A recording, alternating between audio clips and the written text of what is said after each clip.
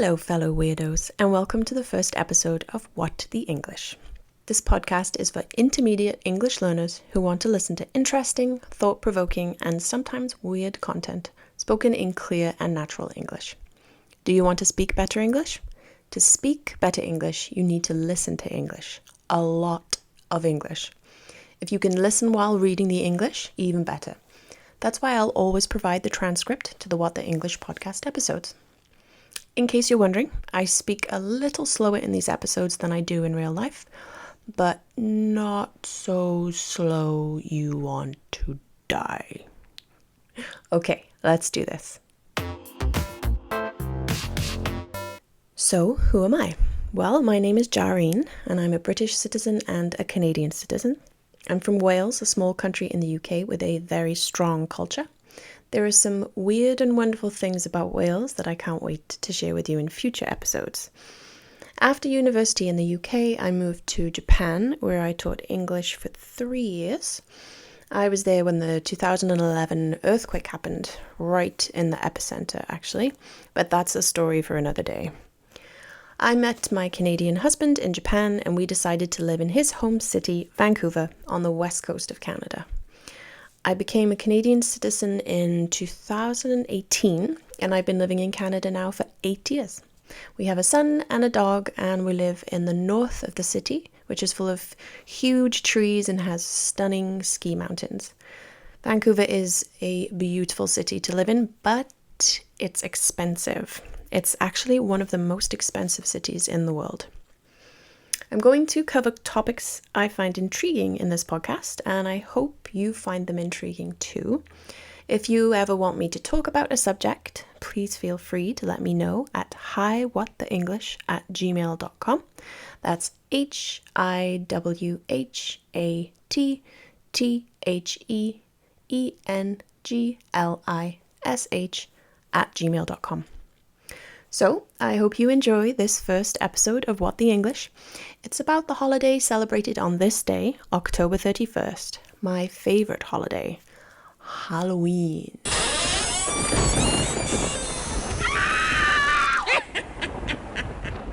If you love sweet treats, dressing up in costumes, and being scared, you must love Halloween. Never celebrated Halloween? Here's what it's all about. Halloween happens on October 31st every year and is celebrated in many countries around the world.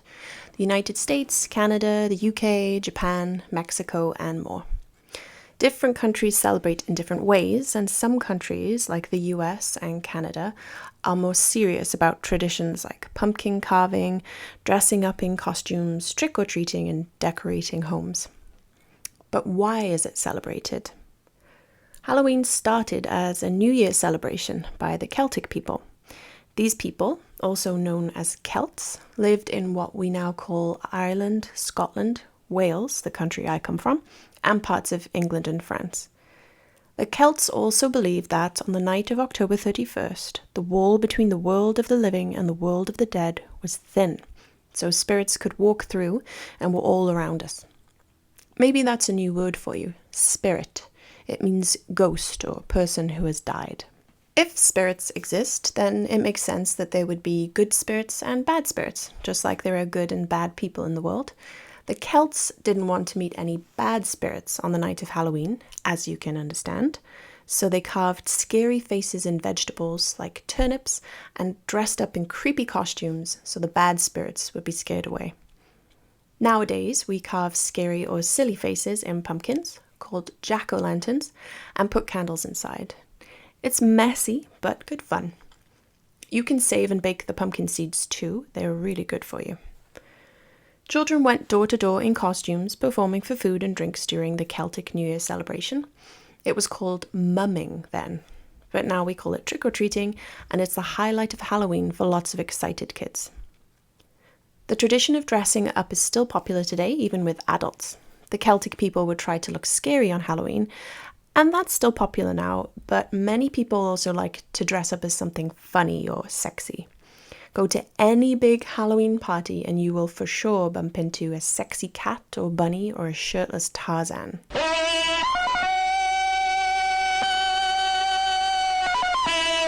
So the Celts started the Halloween holiday. how did it become such a big deal in North America, particularly the United States? Well, as you might know, in the middle of the 19th century, many Irish immigrants left Ireland to live in the United States. They were searching for a better life as times were tough in Ireland. Of course, these immigrants brought their traditions and holidays with them, including Halloween.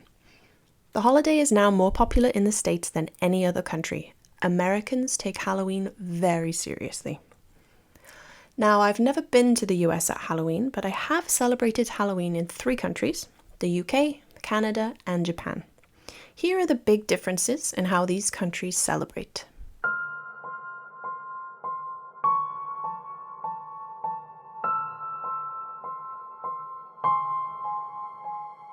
When I was a kid trick-or-treating in Wales, not too many people opened the door to give out treats. Halloween was seen more as a North American holiday and not something us Brits needed to celebrate. You now understand how funny that is. Us Celts started Halloween. This always made me sad as a kid who loved all things spooky and whose favourite time of year was Halloween. Nowadays, I hear from friends back home that it's different. There are more parties and Halloween events. Lots more people take part in trick-or-treating too, and even decorate the outside of their homes. I hear that costumes are easier to find in the stores in the UK now too. When I was a kid, I would always wear a black garbage bag for my witch or vampire costume. Every year. Black garbage bag with a witch hat and witch nails on the tips of my fingers, or black garbage bag with plastic vampire teeth and slicked back hair. Maybe the reason Halloween isn't such a big holiday in the UK is because Brits are more interested in the holiday that comes right after it on November 5th, Guy Fawkes Night. Guy Fawkes Night, also known as Bonfire Night, is the celebration of a thwarted terrorist attack. Thwarted might be a new word to you.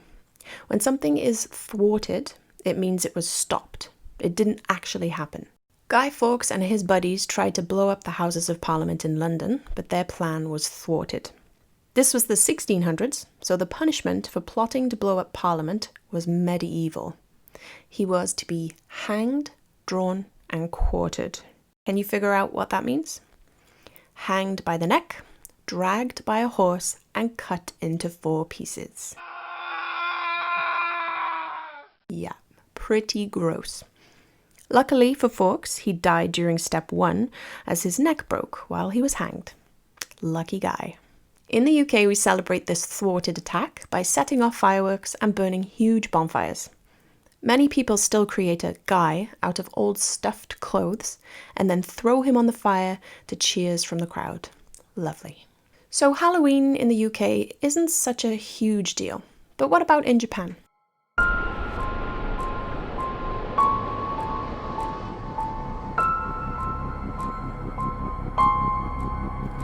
Well, Japan doesn't have a huge population of immigrants from Celtic countries, but the Japanese are very interested in American culture. Halloween in Japan is low-key and very commercialized. It's basically a chance for the candy companies to create spooky versions of their treats and for Tokyo Disney to run with a theme. When I lived in Japan almost 10 years ago, no one was carving pumpkins or trick-or-treating. Kids dressed up to go to school, and there might be a Halloween theme in English class, but that was about it. There were plenty of Halloween nights at bars and nightclubs, but the people who made the most effort with costumes were usually foreigners. So Halloween in Japan, as you can imagine, not a big thing. Maybe some of you listeners have a more recent experience of Halloween in Japan. If so, I would love to hear about it in the comments.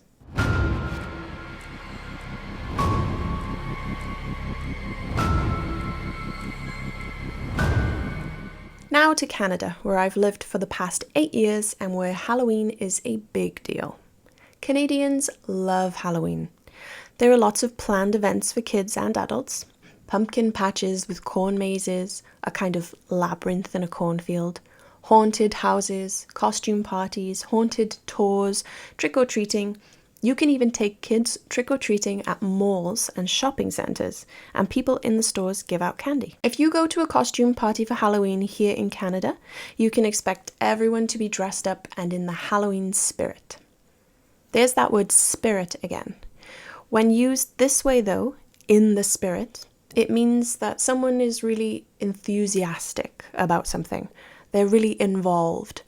You could say, for example, in the Christmas spirit or in the festival spirit. Lots of homes in Canada are decorated for Halloween, inside and out, and most people answer the door with treats when kids come trick-or-treating. One way of telling if a home is giving out candy is to check for a glowing jack-o'-lantern in a window or the doorway.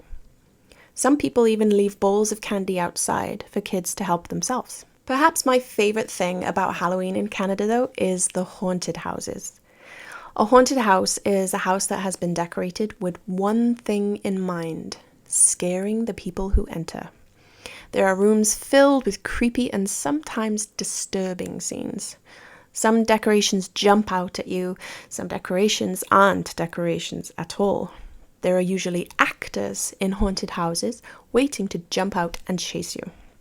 Not for the faint-hearted. That means don't go into a haunted house if you have a weak heart, as you might not come out alive. There are official haunted houses run by companies who rent spaces each year, and there are unofficial haunted houses run by people in their own homes. The official haunted houses are usually run out of warehouses, and there are multiple actors waiting for you around every corner. There's a haunted house just down the road from where I live that's run out of the garage and basement of a home. The husband and wife who run it have been doing it for almost 15 years. And each year they add some new theme. Their neighbours volunteer to dress up and jump out at people who dare enter. I'm a little ashamed to say that I went with my sister one year and pushed her ahead of me when I realised that what I thought was a clown decoration was, in fact, a real person.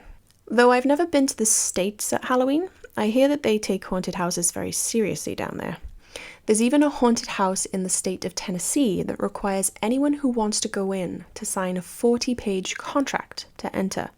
And if you survive, you can win $20,000. What could possibly require a 40-page contract, you ask? Well, here are some lines from the contract I found online. Participant fully understands and agrees that water torture may be used. Participant fully understands and agrees that if they are selected to visit the dentist, that they may have a tooth extracted without Novocaine, which is the drug that makes sure you don't feel pain. Excuse me? Who would actually sign up for this? And what kind of people would run a haunted house like this?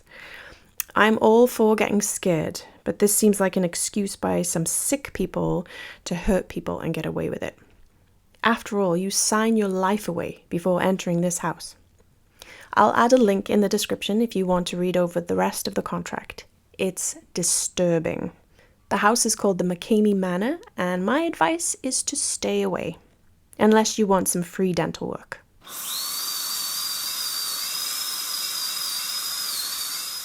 So there it is, the sweet and scary holiday of Halloween. Do you celebrate Halloween in your country? If yes, I would love to hear about it in the comments. Don't forget to subscribe and hit the notification bell too, so you know when the next episode is live.